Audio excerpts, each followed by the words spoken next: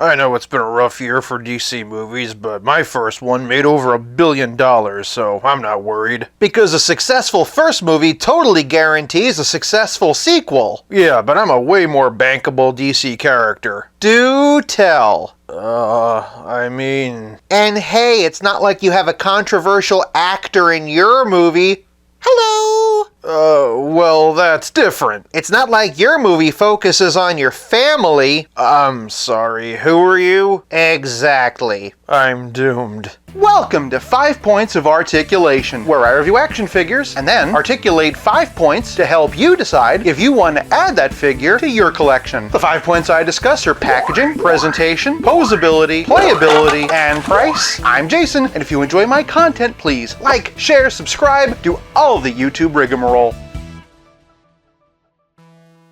Before seeing Atlantis sink once more, this time at the box office, today we're taking a look at Aquaman from Aquaman and the Lost Kingdom. We're also looking at Stealth Aquaman and Storm. Starting off with the packaging, and both of our Aquamen come in very similar boxes. Since they're movie figures, we have the movie logo. We also see it on the side, where we have Aquaman, the Lost Kingdom Aquaman from Aquaman, the Lost Kingdom, and Aquaman, the Lost Kingdom Aquaman with Stealth Suit from Aquaman, the Lost Kingdom. And yes, I did that in one take. For those who want the regular one, here's that barcode. For those who want the stealth version, here's that barcode. No advertisements for DC Universe Infinite this time around, but on the back we get some artwork. Holy schnoz! This might be the one time where the likeness is better on the action figure than it is on the box. Overall, I guess it's fine, and I really like the Atlantis artwork in the background. Questionable likenesses aside, the box gets the job done, and for packaging, I'm giving these two 1 whole point. Moving on to presentation, and gold and green Aquaman stands at a staggering 7.5 inches, whereas Stealth stands at 7.25.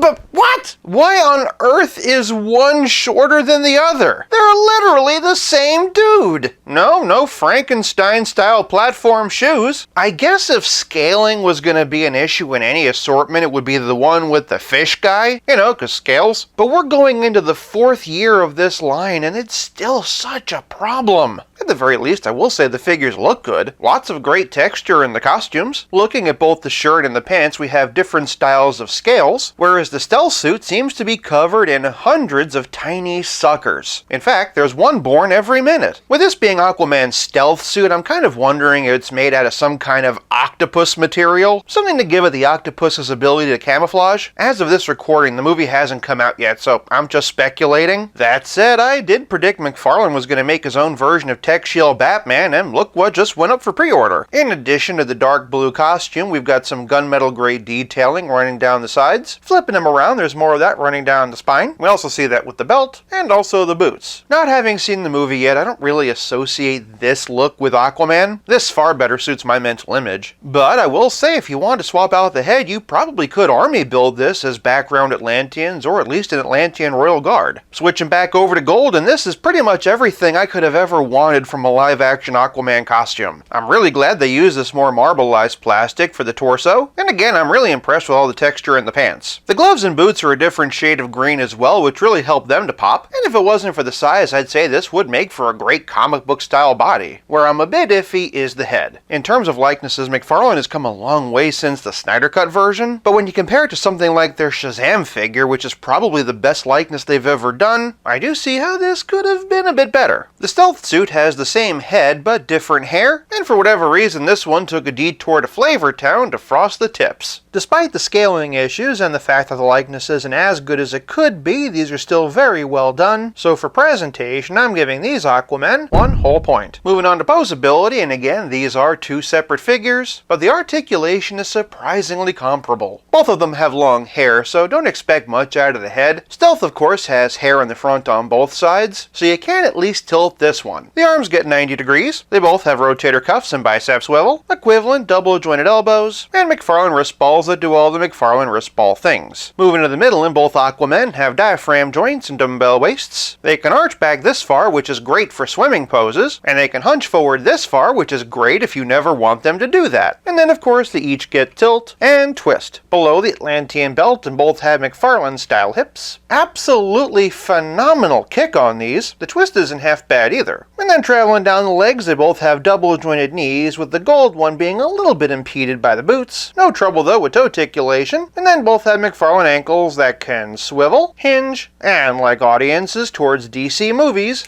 pivot. The articulation in these Aquamen is awesome, and for posability they get 1 whole point. Moving on to playability, and in addition to figure stands, each one comes with a trading card. They both have the same write-up and is pretty much just a general bio of Aquaman. Additionally, each one comes with a trident, fairly straightforward but still nicely detailed, and I will say this one seems a bit sturdier than usual. You will need to heat the hand up though to get it in there. That, however, is not a problem for stealth. Additionally, the gold version comes with alternate put-em-up hands. But playability is more than just accessories, it's also about how well your figures play with others. Bringing out the Snyder Cut one more time and we see all 3 of our live-action Aquamen, but for the comic version, here we have Endless Winter. For some Aquaman supporting characters, and here's the DC Direct Brightest Day Mira. I think it's a pretty safe assumption we're never getting a DC Multiverse Amber Heard version. Next up is the Page Puncher's Aqualad, which honestly goes really well with these live-action figures. Speaking of which, until I do my movie versus Page Puncher's Black Manta Versus, this DC Essentials version is the only 7-inch scale one I have on hand. Also, I'm fully aware that there's a Page Puncher's Ocean Master, but this gold label Target exclusive serves me just fine. For some other 2023 DC movie victims, and here we have Shazam from Fury of the Gods, Blue Beetle, and the Flash in the Pan. Flash brings us to the Justice League and to Henry Cavill's Superman, but for a couple of comic versions, and here's Action Comics 1000 and Hush. Next up is the Snyder Cut version of Batman, along with Nightfall, and the blue and gray version of Hush, which actually seems to be just the right size. If anything tells you this Aquaman's too big, it's that. Next up is Fury of the Gods Wonder Woman, who honestly does scale pretty well, and then zipping back over to the Flash for a moment, here we have Snyder Cut, Rebirth, and Flashpoint. For a Green Lantern, and here's the DC Multiverse version of Hal, that over-detailed costume actually works pretty well with this Aquaman. Same thing with the Zero Hour Hawkman, and then for a comparison who's both live-action and aquatic, here they are with the Suicide Squad King Shark. For a relative scale comparison, here they are with Pizza Spidey and the Spectacular Spider-Man. And lastly, here's Stealth Aquaman with Stealth Iron Man. What? I just need my sea legs. Of course, playability is also more than just figure comparisons. It's also about giant seahorses. Looking at the packaging, it's pretty much just the same box that Batcycles come in, save for the Aquaman logo. Out of the box, and this thing is gorgeous. Tip to tail, it's 14.5 inches long and 13.5 inches tall at its highest point. It's also really heavy, being supported by an actual metal rod. There is a ball joint in the bottom so you can pose it, but truth be told, I'm kind of worried about it wearing out over time. I've actually gone through a few tripods because of that. Either way, the sculpting is so amazing, I wouldn't be surprised if it wasn't based on the actual digital model from the movie, but it's the pearlized seafoam green and lavender paint that really makes it stand out. Storm has a dumbbell joint in the head, fins that can hinge and swivel, and a tail that can twist. That's in addition to the ball joint at the base. Accessory-wise, she also comes with a trading card of her very own. Oh, just because I'm a magical lavender seahorse, that automatically makes me a girl, huh? Obviously, it was made for the movie Aquaman, but any Arthur with sideways moving legs will work just fine. That includes DC Universe Classics, DC Essentials, and Endless Winter, which is likely how I'm going to be displaying it. And before anyone asks, I don't have the DC Icons version, but the Superman fits fine, so I'm sure Aquaman will too. In terms of accessories, Stealth may have pulled the short end of the trident. At least the main one has more options. And of course that's to say nothing of all the versatility of Storm. For playability, Lost Kingdom gets 1 whole point. This leaves us with nothing left to discuss but the price. Naturally, the individual figures are $20 a pop. Storm, on the other fin, retails for only $30, the same price as a DC collector figure, and in my opinion, a much better value. For price, I'm giving Aquaman and the Lost Kingdom 1 whole point for a grand total of 5 out of 5. Are you excited for the new Aquaman movie, and would you like to see Jason Momoa continue in the role? Sound off in the comments below. If you like this video, check out one of these. Thank you so much for watching. I'll be back again real soon, but until then, play nice and have fun.